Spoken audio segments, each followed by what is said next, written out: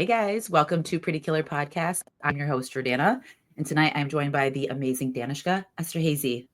Danishka, how are you tonight? I am doing good. Good. So glad to have you here.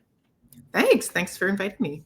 Yes, of course. So Danishka is a director. She has Sniper, The Last Stand out right now on Netflix. Huge hit. So congratulations on that. Thanks. Yeah, we went to number 2, which was pretty exciting. We were beat by number 1 by a German thriller, which is okay. Right? It's like, okay, we're in good company. Yeah, good films. I love that. And my father-in-law loves a good action movie. So that movie is on the bill for when they come down because my mother-in-law just retired. So they're going to take a little vacation and come see us. And that is first on the bill. Oh, amazing. Well, it was a lot of Yes. fun. Lots of guns. Really good guns. I'm a sucker for guns. And I may be biased, but I love the way that you direct. I love the way that your shots. So I'm so excited to see an action setting. And I mean, I love to see the horror setting, but it's going to be exciting to see it in the action form. Oh, thanks. There's I think a lot of crossover between horror and action. I found so many similarities in approaching the material. People think they're really, really different, but I think they have more in common than they do. Absolutely. Think of like the sequences and like the kill scenes and even like the build up to the kill scenes. It's almost identical, and having to see it, you have to have that eye for it, which Tension and killing. They both have tension and killing. I love. So I'm here for either. and then your horror list, the Banana Splits, Black Field, Slumber Party Massacre, which is one of my favorite remake/sequels, Killer Body Count, like amazing work.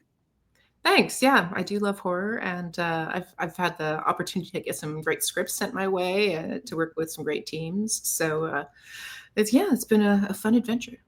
I love that. So I'd like to always ask everyone who comes on, like, what was your first memory or your introduction into horror?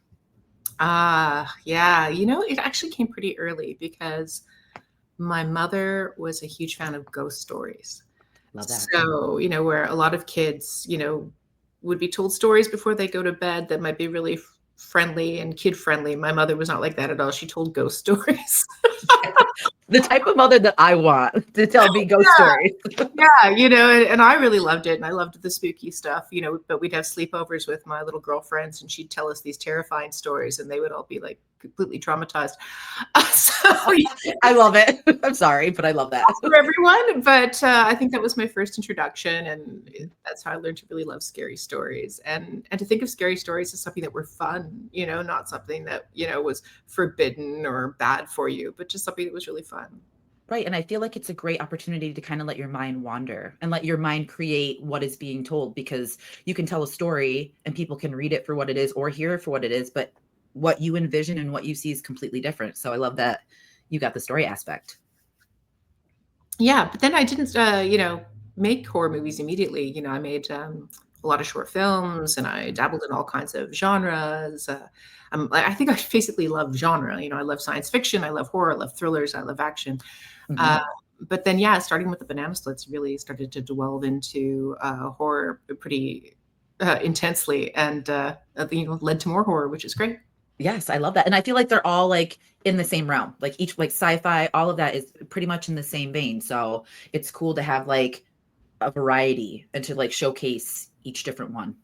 Yeah, well, I mean, the great thing about genre is that, it's like a vitamin dressed up like candy, right? I mean, it's, you can talk about so many interesting things in genre and you could have many, many layers and lots of themes and you can explore our world and what it means to be human and, what's important. But you do it in this, very entertaining package that people know what to expect when they go see horror or when they go see science fiction. They know what kind of ride they're going to be taken on. And that's part of the fun, I think, as a filmmaker is, crafting the ride so that everybody's along and surprised and thrilled, but also making sure that you have something to say for people who want to dig a little deeper. Absolutely. And I feel like a great example of that, and I know we'll dive into it later, is the Slumber Party Massacre, because that movie has so much heart to it. And like I watched it when it came out, rewatching it, it kind of got me a little bit emotional because of the connection, like with the mother, the motherhood, like the camaraderie with females. It's so deep and it's so beautiful to see. Well, the script was wonderful. Suzanne Kiley, who is the screenwriter of Our Slumber Party Massacre, she just Mhm. brought so many interesting layers, and she's so great with character, Yes. and she's great with female friendship too, which is something that's really important to me in storytelling. I don't think we see it enough, and we don't see it authentically. It's things have really improved, but it used to be that most movies had very few women characters in them, and when they did, they were pretty two-dimensional. And so it's nice to see a bigger range of female characters in genre with more Yes. depth and more interrelationship as well.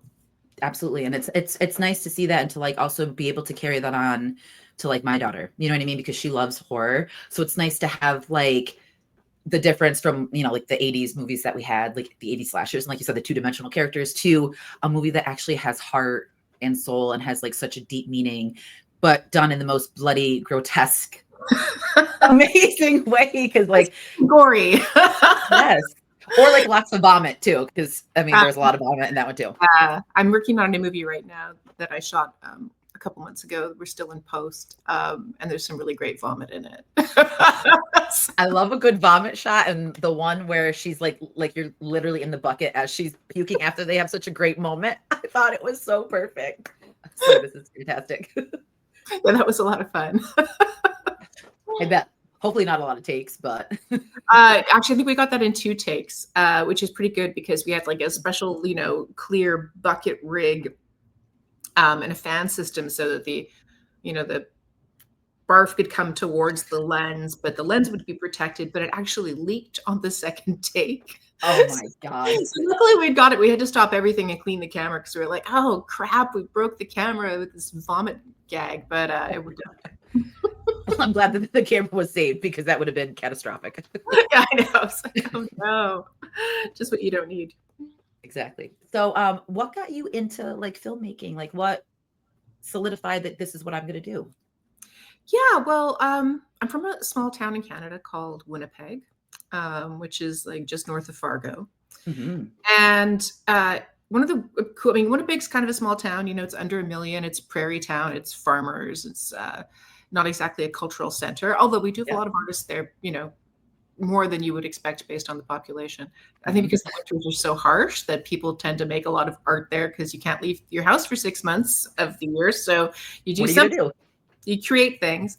But one of the things that Winnipeg has that's really great is they have a cooperative there called the Winnipeg Film Group, a film Ooh, co-op. love that. And the whole concept of the Winnipeg Film Group, which is really cool, is that you can join and they Mhm. do lots of workshops. They do a workshop several times a year called the Basic Filmmaking Workshop, where you go through from the very beginning to the very end and you learn every department and every step Mhm. of how to make a short film. But then what the really cool thing is about that co-op, you can rent equipment really cheap, which is great. Yeah. There's kind of a structure of volunteerism. So what happens is you're encouraged to volunteer on a lot of people's films in every department. Mhm. And then after you've done that for, a few months, everybody owes you favors. So then when you want to direct a movie, you can draw on all the people you volunteered for, and they will come and work in whatever department you need for your Love film. that. Mhm. So, I did costume, I did camera, I did lighting, I did set deck, I drove the equipment truck, I cleaned the Oh, wow. set, I did all the stuff. Yeah. And then I made about 12 short films in that co-op with other people volunteering on my set. So it's a great kind of film school. I mean, and after that, I actually went to a film school as well, but it was like a great introduction into the whole world of filmmaking from the attitude of, that it's collaborative, that it's a team effort, that everybody has skills and insight, and that, when we come together, we can make these projects. So Mhm. that's how I got started. And then after the film group, a few years there, I went to a film school in Toronto at a place called the Canadian Film Centre, which is a Mhm. bit like the AFI of Canada. It's like very small classes. The director's lab that they do every year only has 6 directors from across the country. So it's quite difficult to get into, but it's very intense. Mhm. And then after that, I made my first feature and just kept going.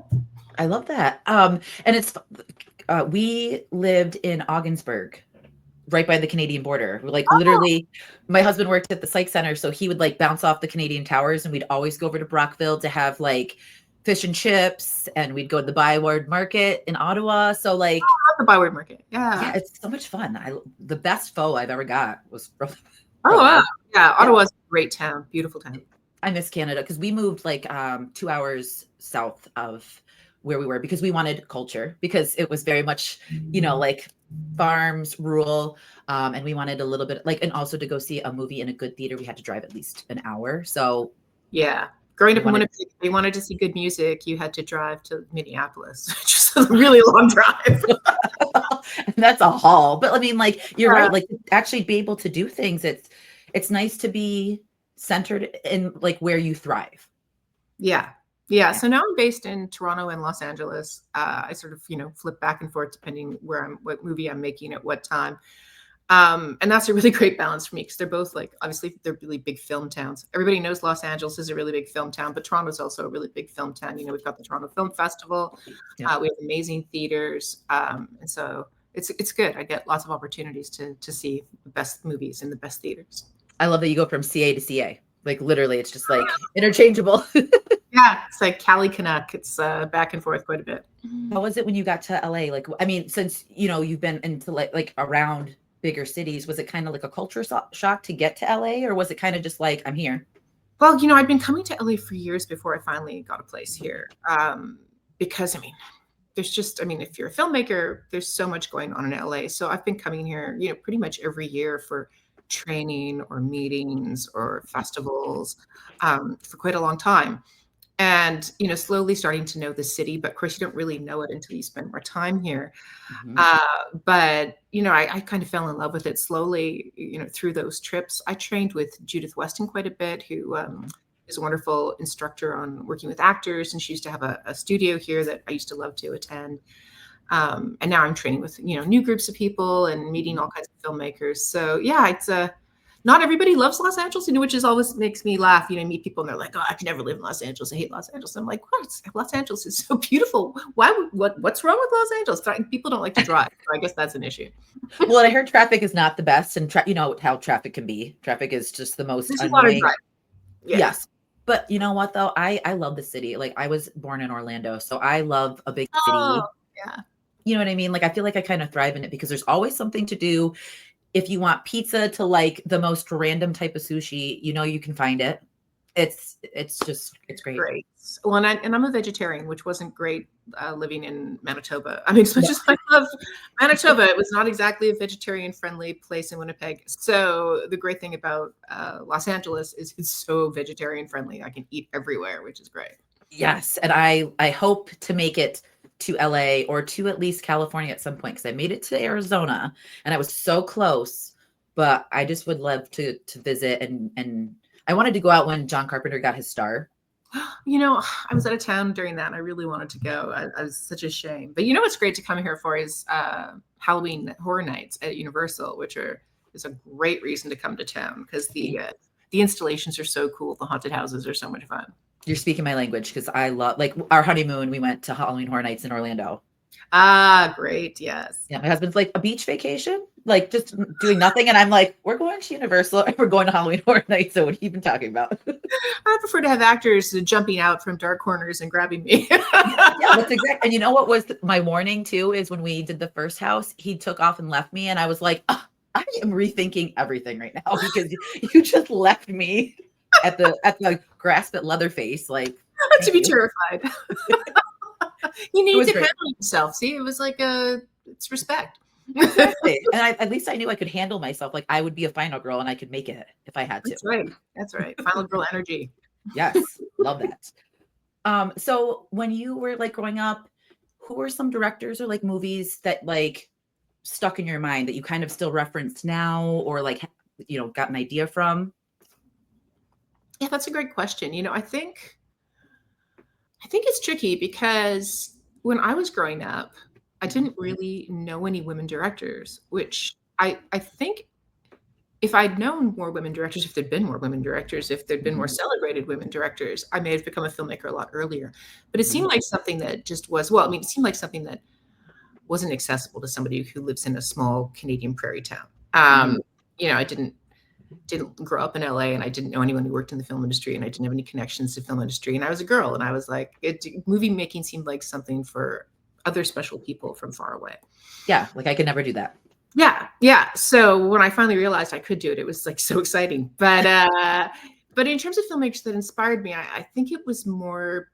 I wasn't cluing into directors that were inspired me. I was just really inspired by storytelling Hmm. and by genre. And I think I was also really inspired by world building. Yeah. I also read a lot of science fiction as a kid, so I was really into world building and the idea that you could create movies and television where it feels as the audience member like you're stepping into a different universe. So Yes. I loved Star Wars and I loved Star Trek and I loved fantasy novels and I loved reading all of those like, really escapist type of books and watching those kinds of shows. But I think what really changed for me was and it really kind of clicked that there was more potential out there. I think is when I saw Jane Campion's movie The Piano Oh. because it's such a beautiful movie. Like it's Mhm. just it's a stunning masterpiece of a film. Like Right. absolutely gorgeous, cinematic, amazing performances. And won awards at film festivals all over the world. And as a director, Jane Campion was very visible. Hmm. Yes. Um, and I remember that really changing my attitude about what the film industry could be and thinking, okay, there's more opportunity there than you think there is.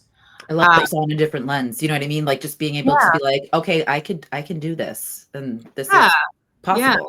I mean, now there's so many women directors, and it's really exciting. And of course, she wasn't the first. There were others, but she's the first that I think I really was in my consciousness. Hmm. As being publicly visible and publicly celebrated, and as and her voice being recognized, Yes. which is really great. So that was quite inspiring to me. I love that. And it is nice to see more female directors. There needs to be so many more. And I think what it is like you were saying, though, people just feel like they're inadequate. They could do something like that, that their stories, aren't creative enough or they're not enough. And it's like, you never know until you take the shot. Like it could be something groundbreaking and you're sitting on it and you don't even know. And the industry hasn't always been very welcoming, and certainly I still see women directors massively, undervalued. Hmm. Um, and that it's not an even playing field yet. I mean, things have really improved, and things like Me Too have really changed what it's like to be on a film set as a woman. But it is changing. It went from I thought from a point where when I first started making films and I joined every organization there was. I joined Film Fatales and I joined Alliance of Women Directors and Women in Film and Television and every group I could to try and get a community and feel like Yeah. how are we going to break down these walls? How are we going to break this glass ceiling and get more opportunities for women? And it seemed like for years that it was never going to change. That they kept publishing these stats every year of like how many women are getting the opportunity to direct major films. And like every year, it never went up. And it was still at this tiny, tiny portion. And so frustrating. And then things just kind of broke open, Yeah. and things, I think Me Too helped a lot. But, I see so many more opportunities happening now, more women directors showing up every day.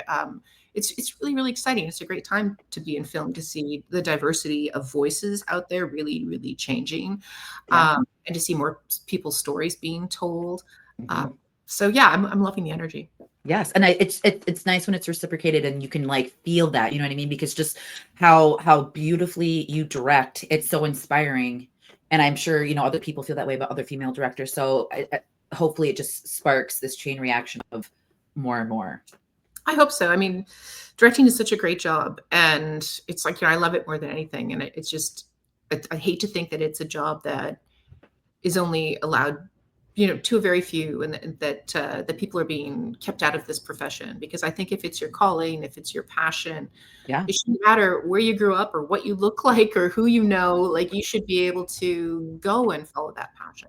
Yes, and I like how you said like building that community, because when you have a strong community, it makes it so much easier. So it's not only you that is making the progression forward. You have to have the people that are already there kind of like support you and kind of put away the differences of whatever it is, and just know that it's not like individual, it's like unified. Like we should be working together and supporting each other instead of making it harder for someone to be successful.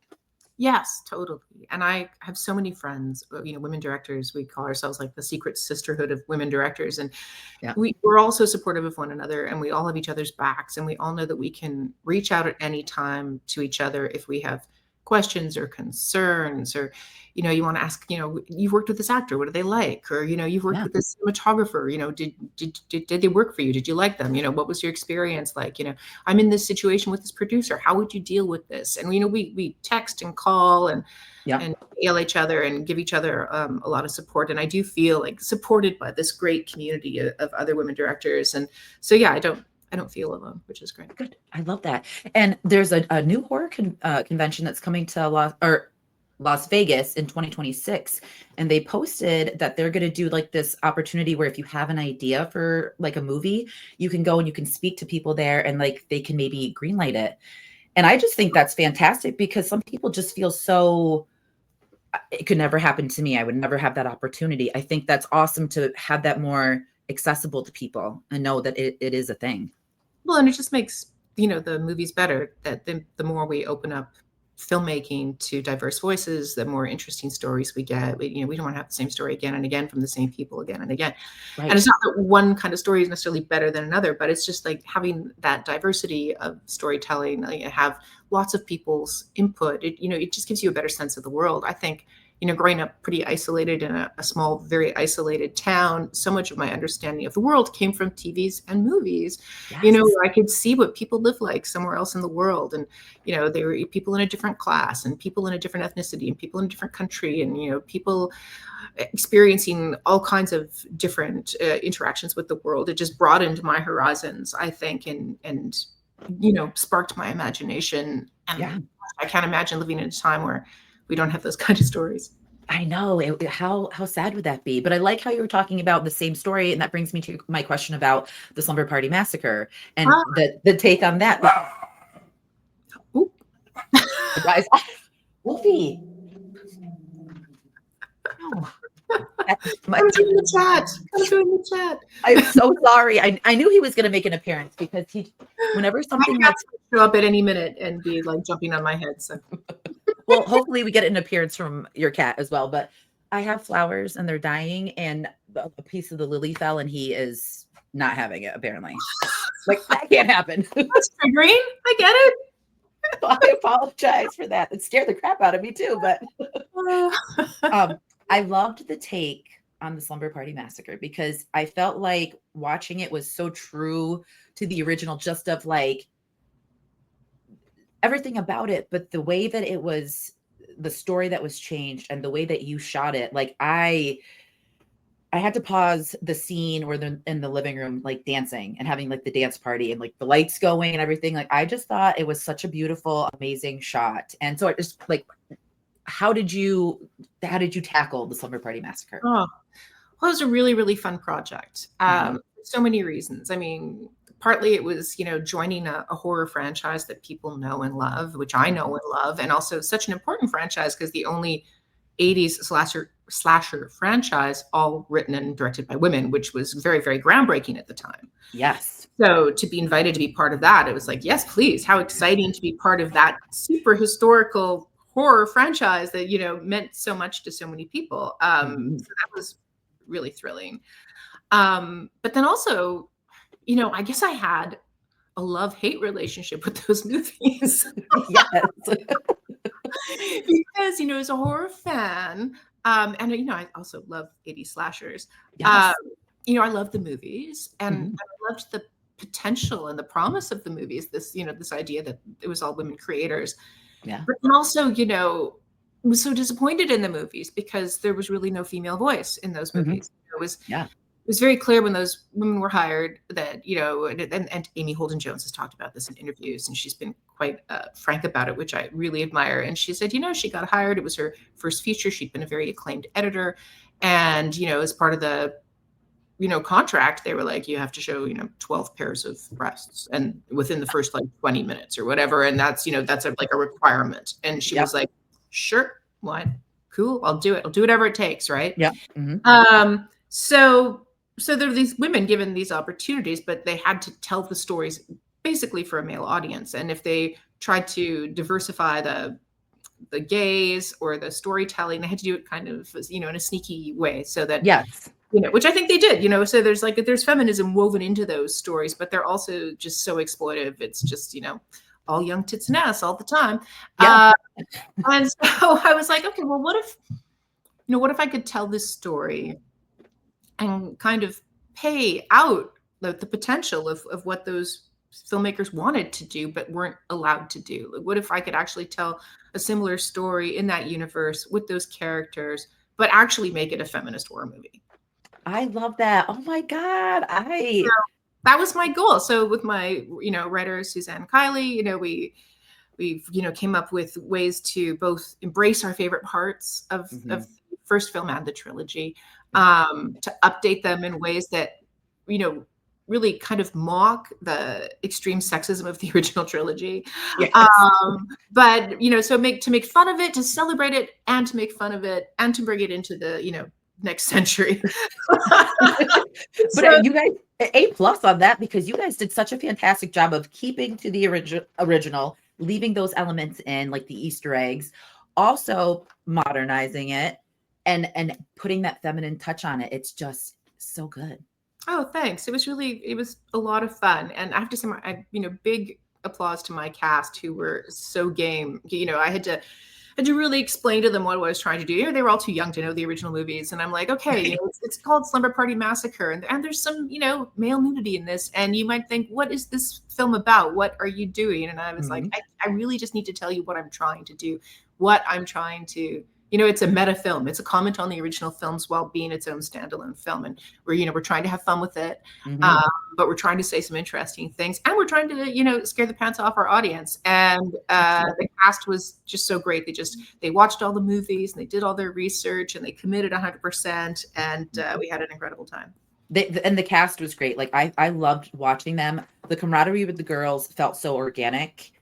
I love that. I loved how Guy 1 and Guy 2, I just love the names. It's so perfect.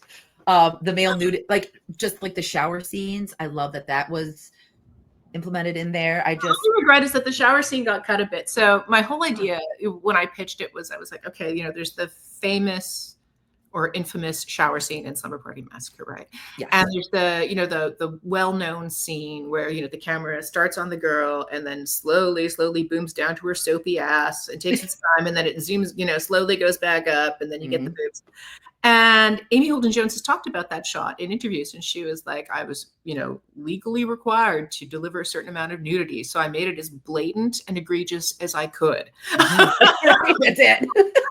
She was just like, here it is, which is really quite funny when you think about it. So I wanted to do a shot-for-shot remake of that, but with flipping the gender and do it with a guy.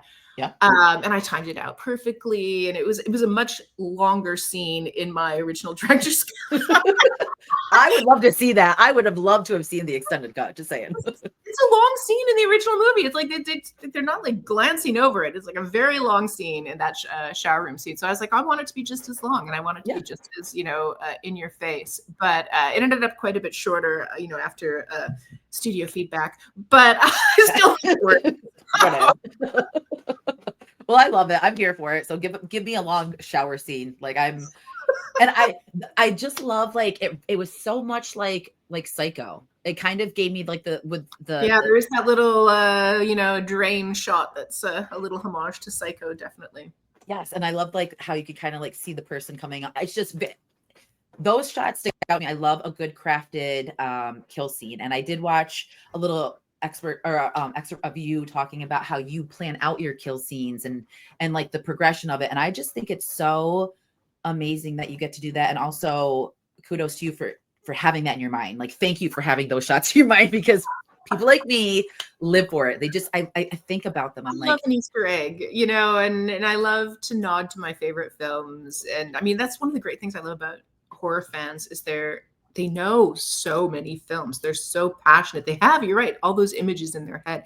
Yes. So it's such a great conversation with the audience to be able to be like, oh, you know what this is from? Oh, you might recognize this. Oh, here's a little, nod. Yes. And people enjoy it, and they get the extra layers, and they understand the references. And for people who aren't hardcore horror fans, it doesn't matter if they don't, if they're not communicating with that scene at the same level, but horror fans are definitely experiencing it on a different level.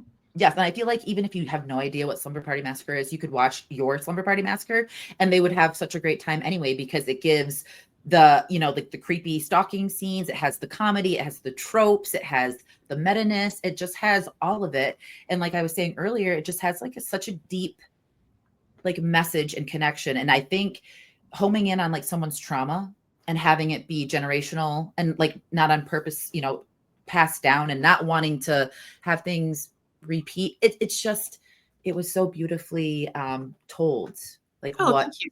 the mother and daughter were going to do for each other and how they handled their situation. Oh, thanks. It was yeah, it was a lot of fun to make. It's still one of my favorite movies that I had the opportunity to make because I was just contributing to this much larger dialogue about that set of movies. And I've Mhm. heard so much from fans, and I've had such great conversations with fans about that movie. And that is, yeah, I feel really lucky that I had a chance to make it. I love that. And while we're on the topic of slashers, though, and I know this is kind of like further down, but what are some of your favorite slashers that like newer ones, older ones that you watch, or even movies, anything slasher? Well, I see your Halloween poster behind you, and that Yes. is one of my favorite slasher franchises as well. And I love how long lived it is, and I love the latest movies that they delivered too. I mean, God, they're just like so fun, Mhm. incredible movies. But it's funny because although I do a lot of slashers and I love slashers, I think I'm always pulling from kind of other subgenres in Mhm. horror, and I'm drawn to a lot of really strange movies in horror. But like one of the movies I go back to again and again is It Follows, which is a movie I Ooh, just really love. yes. There's something the ability to build dread in that film is so masterful. It's so terrifying, but you're really simple, uh, Mhm. which I really enjoy. I keep going back to recently. Blink Twice, which I know isn't maybe really considered part of like the mainstream horror community. It's more Mhm. independent film, a Zoe Kravitz movie, but that movie just really, really stayed with me. And again, it has all those things that I love in my movies is like the connection between women and Yes. it's like they're all the conversations about gender, and it's totally disturbing and completely and utterly terrifying. It is. I'm glad that you brought that up because I feel like I don't hear a lot of people talk about it. And when I watched it, it was very like polarized. I was just kind of like, wow, because it's such a serious toned movie, but they made it like enjoyable in a way to watch it, but also like got the message across. Because I didn't think it was gonna go there. Like I didn't know too much about it going in because I feel like nowadays I don't look too much into things because I don't want it to get spoiled. I want the I hate surprise in a movie. spoilers. I don't watch trailers. I don't read Yes. reviews. I'm not on Letterboxd. Like I go to a movie and I don't want to know anything. Yes. I just do this during trailers because I'm like, I want the filmmaker to take me on a journey, and I want to be in their hands as they reveal things in their own time. Which I know is weird because some people like to read the whole synopsis before they go to a movie, and that would kill it for me because I want to be surprised. But That's my husband. He all like for Marvel, he always reads stuff and I'm like, "Why are you reading into things and don't tell me?" Like he'd be like, "Oh, hey." And I'm like, "I know what you're going to say and tell don't me, even do it." Yes. I mean, I'll read all that stuff after because I love, hearing about the production and the process and, what the Mhm. writer and the director were trying to do. And I want to know all that stuff afterwards. But yeah, I didn't know anything about Blink Twice when I went to see it. And I just thought it was incredible. I thought it was a masterful film. Yeah. Yeah, I don't think enough people talk about it. It's so They disturbing. The performances are so incredible. And I had in the last movie that I just made that's coming out this year, Match. It's my new Mhm. horror movie. There's one shot that I have that's a little nod to Blink Twice. We'll see if anybody catches it. Well, I am seated and I am so excited to have more horror coming from you. Keep it coming, girlfriend, because I love it. Awesome. Yeah. Yeah, this Yes. one's gonna be really good. It's gonna be a lot of fun. We had some amazing prosthetics in this one. Really beautiful monster builds. Oh, So yes. it'll be Oh my God, you're speaking my love language. Monster builds, practical effects, like that's what I miss about 80s. Like I think John Carpenter's The Thing is one of the most amazing. oh, I know, right? So good. I was recently rewatching because I do love all the effects from the 80s. I was recently watching like a little video on how they did the werewolf transformation for an American Werewolf in London. Because Mhm. it was so groundbreaking at the time. People were like, "This is just incredible. How did they do this?" So I watched a video about from some of the team who talked about how they built it. What really killed me was they talked about that transformation, and I think they spent 3 to 5 days shooting that transformation. What? That's Yeah, wild. all practical, right? So like really complex shots that took forever to set up and forever to shoot. And I was both really impressed, but also kind of wanted to die because I never had that kind of time on my films. Like 3 to 5 days for like no, for a monster transition. No, 3 to 5 days for like half the movie. Right. And you're just like that for just the one shot, like the 5 seconds of that shot, Oh like that. no. I was so envious though, because I absolutely love practical effects and Mhm. I try to use practical effects always as my Yeah. first choice and to do as minimum VFX as possible because I just think it's more satisfying. I think that audience responds to it better. And it's my preference. I love it. But the thing about practical effects that holds you back, and a little bit of it's budget, but all of Mhm. VFX is also very expensive, but it's time. It's Yeah. just it's very time consuming to set up those gags and to set up those blood rigs, and to do resets is extremely time consuming. And sometimes you don't even have resets. Like I have, there's been films where I've done a major kill and, we've had to like build a fake head, and Yeah. we've had, one hero head and two resets. And then like on this last movie, I had to smash someone's head in and I had no resets. They were like, well, you can have one head. I'm like, what if it doesn't work? Oh my God. The pressure would have me like panicking. I'd be like, no. It's totally happened to me on Banana Splits. We had a fake head based on our wonderful actress, Sarah Canning. Mhm. Um, and we had three of them and they all failed. Oh my They God. didn't, yeah, she's hit with a hammer and her head's supposed to smash in Mhm. a pit of balls, ball pit, I love and it. I love it. yeah, and it never smashed. Like it's just sunk in the first time and it just like cracked. Yeah, like anyway, it never worked. And so we ended up having to like sort of cut around it and VFX it. And I was like, oh my God. So on this last movie, when I had to do a head smash, and I was like really nervous because I was like, how Mhm. many resets? And they were like, none. You're like Worked. PTSD from it. You're like, Yeah, no. it did work on the first hit. So Good. I feel lucky there.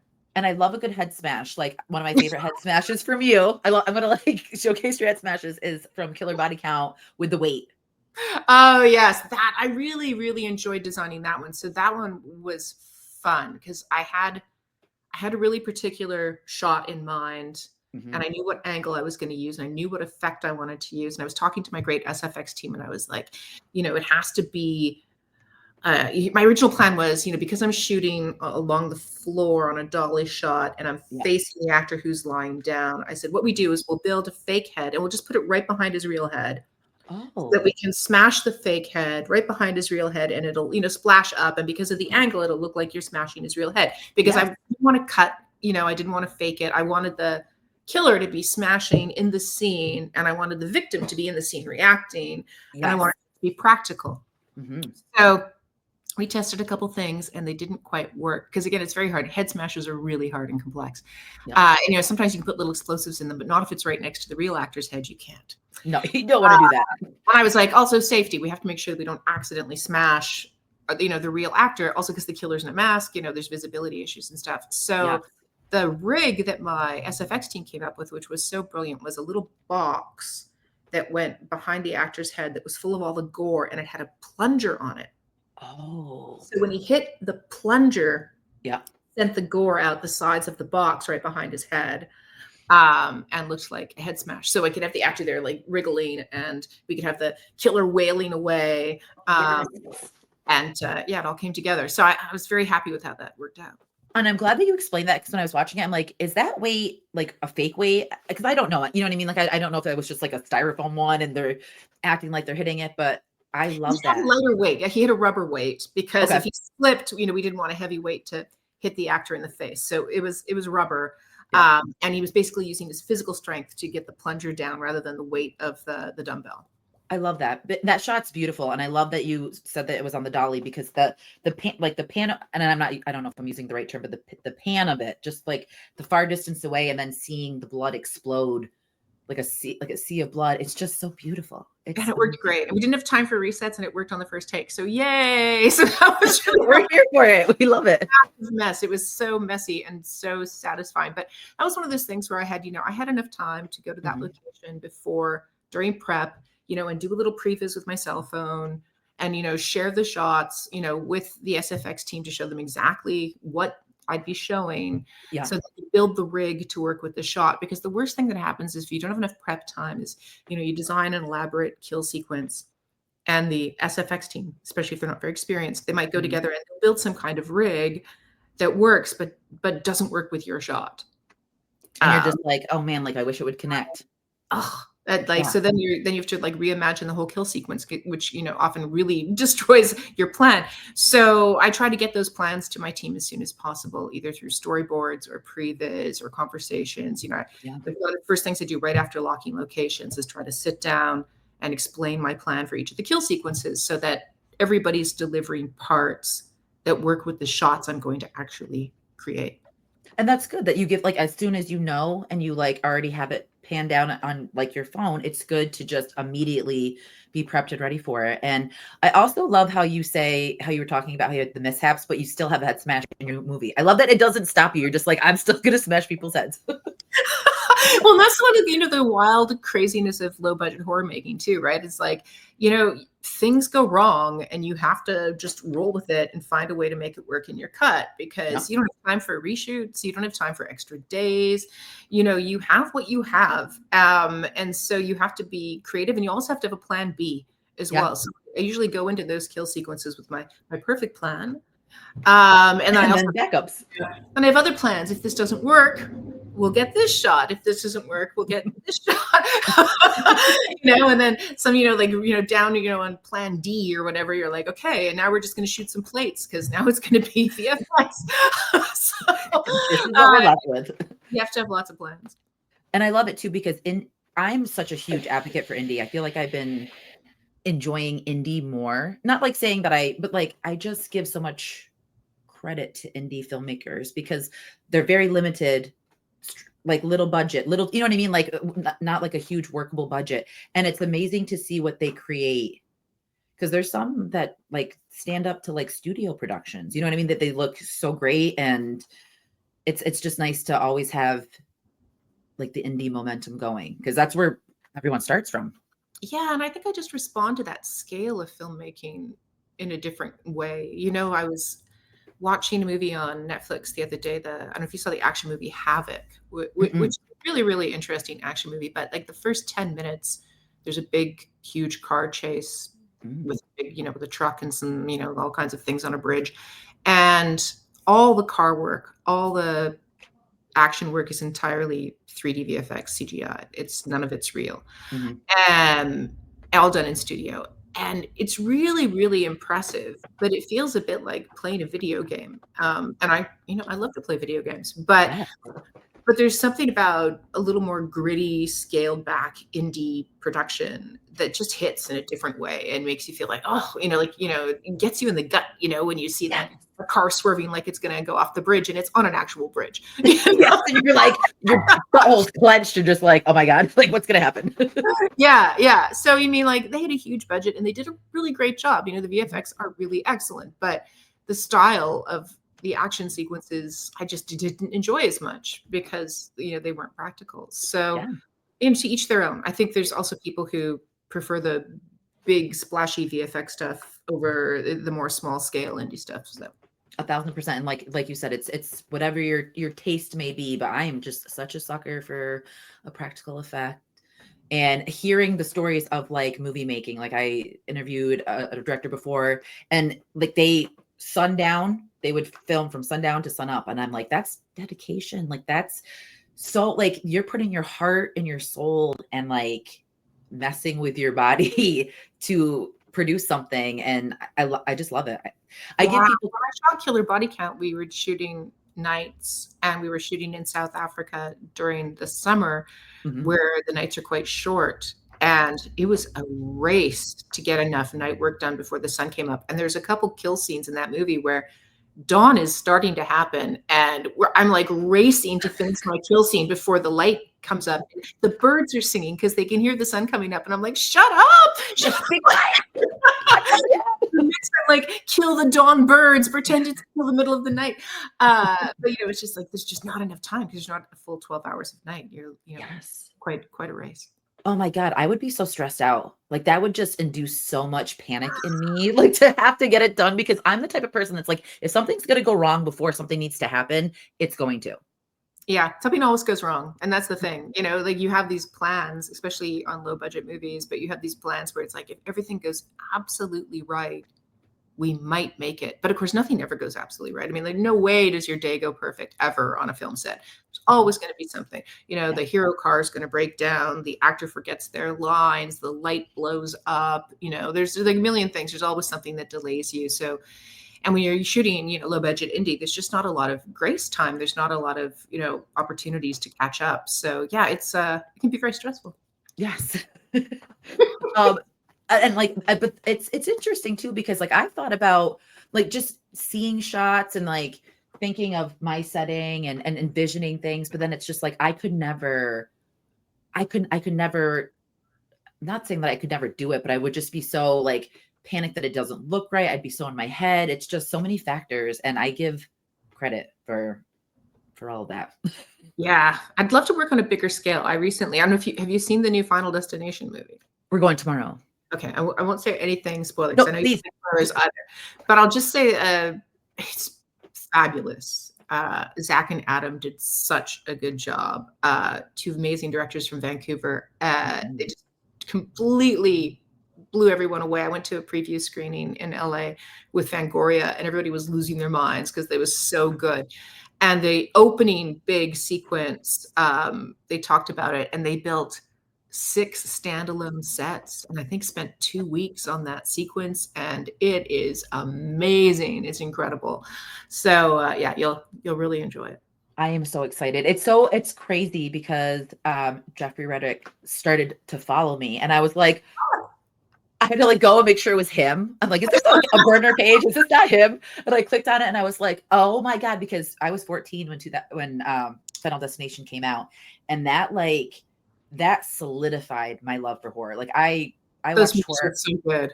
Yes, and it changed. It literally changed the genre, and I feel like how people view life. Like that log scene. The log Just scene. I'm still afraid of logs on the road. I will be for the rest of my life. yes, my husband Greg will send me pictures, and I'm just like, yeah, I know. And then we were gonna watch it before we went to Halloween Horror Nights with my daughter, and I was like, I am not traumatizing her and putting the plane scene on. So Plane scene. I know. yes. My favorite is also the tanning bed scene. I love that because I used to tan back in the day in the tanning beds, and I was like, that's my worst fear. Such a great sequence. It's just utterly brilliant.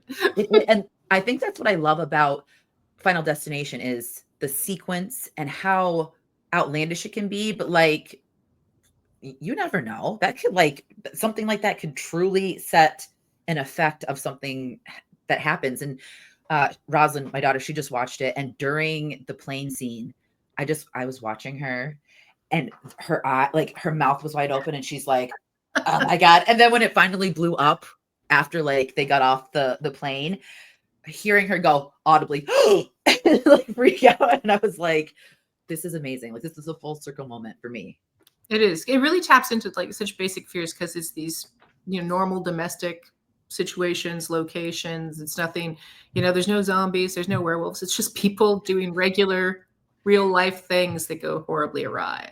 So Yes. it's a brilliant concept, really, really is. I'm so excited. I feel like the movie, like I'm going to be spending a ton of money on movies because Final Destination Bloodlines bring her back. I'd like to see that on the big screen because Yeah. I like to catch like the indie or like the, not the bigger productions on the big screen because I feel like it's a different experience. On a big screen, yeah. Definitely. So, and my last question. Oh, well, I already asked the horror movies from the 80s. So, but I love them all. And I also horror movies from the 80s and the 70s, and I also really love like Argento's. I've seen Suspiria a zillion times. I actually really loved the Suspiria remake too. That was something I was thinking about. I was thinking about Suspiria quite a lot when I shot Killer Body Cats. Oh, I love that. Maybe because it's like the whole like horny horror tropes and stuff like that. And I'm telling that movie is so good, and like the lack of sex is amazing because I'm here for it. Like I like to see some nudity. I like to have like those moments, and then I love a good like kill scene. Like set up the mood, you're in the mood, and then what's the better way to ruin the mood? Cutting your head off or cutting your wiener off or something. You know what I mean? Like, Well, I really liked that script because, it was leaning into all of the, teens at summer camp type tropes and the horny horror tropes, but it was also really kind of sex positive, which I mhm. like. It wasn't, it didn't have this undercurrent of sex shaming or slut shaming. They're all getting it on and they're all getting killed, but it's not like a moral lesson that thou shall not, get it on. So, Yeah, exactly. I wish that was a real one. Thou shall not get it on. so yeah, so that was kind of fun. I actually choose my projects really carefully, and Mhm.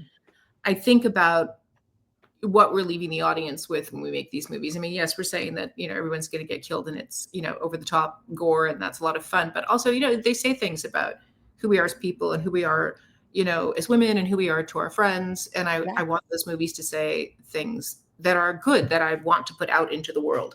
So, I've turned down scripts that, like they're like, oh, it's really female driven. And I'm like, yeah, but it's just like, but it's not female positive. Right. It's like it's kind of oil and water. It's kind of not really meshing together. And I love that you are picky with what you create because at the end of the day, your name, is attached to it. And it's good that you are bringing that positivity and a different outlook on it. You know what I mean? Because back in the 80s, it was just like the typical the girl with the boobs and then she gets killed. And it's nice to see even if a girl wants to kiss a girl, if a guy wants to kiss a guy, just no shaming in any regard. And it's good to spread that message because I feel like we're in a time where I still don't understand how sex is taboo Oh, I in know. 2025. Like, When violence isn't taboo, then how is sex taboo? Like it's crazy.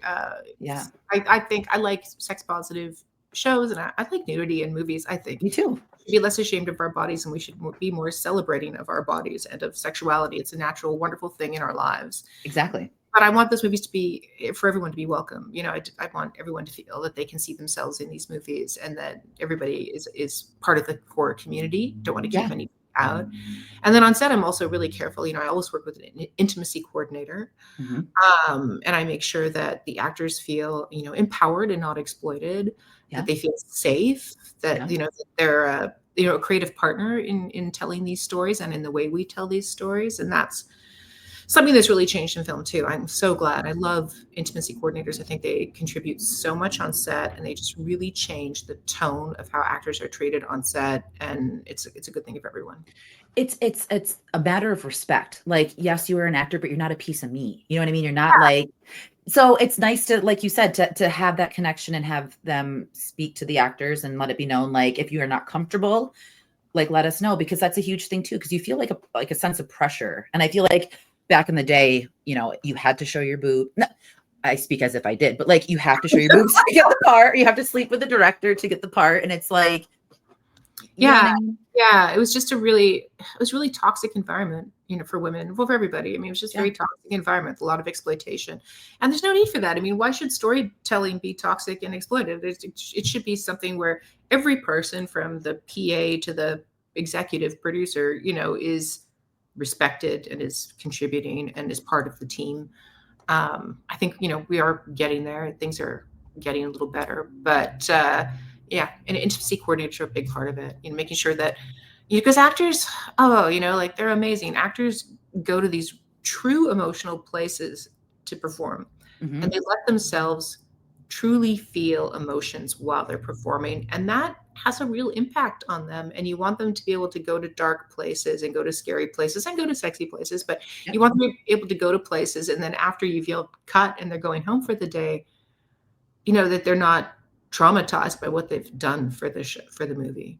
Yeah, it's like vulnerability. You know what I mean? Like you're literally like tapping into whatever emotion that you need for that shot. And that can be like a lot for someone. That could be, bring PTSD, could bring past experiences. And it's nice to have like the reassurance of like, well, we're here for you. And if you need, you know what I mean? Like if you need anything, there's backup and there's support, because sometimes that's key. Like support is 1,000%. Like you need that. so important. And that's the other thing that intimacy coordinators do. They're not just there to say, okay, it's a closed set and make sure we have, robes for people. They're also there to be like, okay, after you go home tonight, give me a call. If you want me to come over, we can talk about your process. Tell me how you're feeling after this scene. Here are some tips to like let go of the emotions that came up in that scene. So they're helping the actor feel respected on set, but also they're helping them, process Yeah. what they go through, after set as well. 1,000. That's what we need. And like I say this all the time because it kind of feels like a therapist. You know what I mean? Like, yes, they are an intimacy coordinator, but it seems like they're there for you. And I feel like everyone needs a therapist. Like, Yeah, everybody does. Yeah, it's funny. And I think in the future we should make those services more available to everyone on set too, because when you're shooting really, really dark material, I shot a movie that had a lot of sexual assault in it. And it was an important story to tell. It was the Lorena Bobbitt movie. I shot it for Lifetime. yes. So, it was an important story to tell about domestic abuse. And the way to tell it was to show domestic abuse and sexual abuse and to do it in a respectful way with the subject matter. Lorena Bobbitt was an executive producer and she was there involved. And she's in the movie, talking about her experiences. So it's like the most respectful way to tell that story. But when you're shooting those scenes on set, it's really hard for the actors, obviously. But it's also really hard for the crew to like hear an actor in, anguish. They're performing. But to hear that kind of trauma, to see that kind of trauma, even though it's, simulated, even though it's not real, it's still really disturbing. And I think it would be great to have, it's more than a regular job. It's not like, it's not like going and punching in and like, putting a car together or something. That's an important job as well. But you're not going to see someone sexually abused at work, hopefully. So hopefully not. So the crew, they go through a lot of emotional trauma too. And it'd be nice to give them more support. After shooting those kinds of scenes as well. 1,000%. When I started Pretty Killer Podcast, I made it known that this is like a safe space, not only for like your opinions and like what you think of a movie, because we get it all the time, but like the trolls, when you state an opinion about something, then they have to act like it's factual. But like, I wanted to serve as a place where if you wanted to like talk about something, it's a safe place. Like, you know what I mean? Like, I think having that sense of being able to have the open lines of communication is key. And it's good to have it, in a community. And I feel like the horror community needs it because a lot of people, it's a blanket statement. There's a lot of people in the horror community that have their love for horror because of trauma in any regard. You know what I mean? So it's nice to be able to have people to connect with and to talk to. So I love that you're creating this safe space because I think that is so important. And also, as fans, we want to come together, but we want those exchanges to be positive. And it's just all the conflict, online. It's just such a shame. Like it is. It's just a real shame. We should all be having fun together rather than tearing each other down. And that's like, I don't tolerate that at all on my page. Like people will say something like, oh, I'm going to get my horror card revoked. It's like, I would never on this side. If you want to say that you love Jason Takes Manhattan, which is my favorite out of the franchise, please like say it. Like I watched Meth Gator. I loved it. Like it's a fun time. It's you're taking it. And I think we're losing sight of like entertainment. You know what I mean? Like, yes, stories are to be told and there are important subject matters to talk about, but also it's fun to go to a movie and kind of just have fun. And it doesn't have to make sense. And you can enjoy it and you can laugh and you can take it for what it is. It doesn't have to be something all the time. Yeah, it's not life or death. We're not surgeons, we're not doctors. No, thank God. You know what I mean? Because those are really important jobs and I don't do that. I make fun, stories and it's a different level of responsibility. Yes. And it's great though, because you're creating things for people that's an escape and that makes them happy. And like, because I love horror, but just when I watch your movies, there's just so much to absorb. And I pick up things like on a second watch because there's layers and it's not just cut and dry. So I appreciate you. I'm so thrilled to hear that because that's my hope is that, you can make a movie that people can watch 1,000%. times and they'll get something different every time. Yeah. Because like for me, like Slumber Party Massacre, that is one of my favorite, like, I can't even say it's a remake because it's pretty much like a direct sequel to the first one in a sense, right? Yeah, I don't know. It's like reboot, remake, sequel, prequel. What is it? The requel? Like that's very heavy of that story. Yes, but it's just fun because you can bounce to the original and you can bounce to this one, and it's a good time. Yeah. Well, I don't want to take any more of your time, but I had such a great time talking with you and Me getting too. to getting to know everything. Can you let everyone know what is coming up that you can talk about? Well, I do have my new horror movie Match, which is coming out on Tubi. Mm, I don't have the broadcast date yet, so I'll be sharing that on social media once I have it. We're still in post. We're working on sound and music this week, which is coming together really beautifully. Uh, exciting.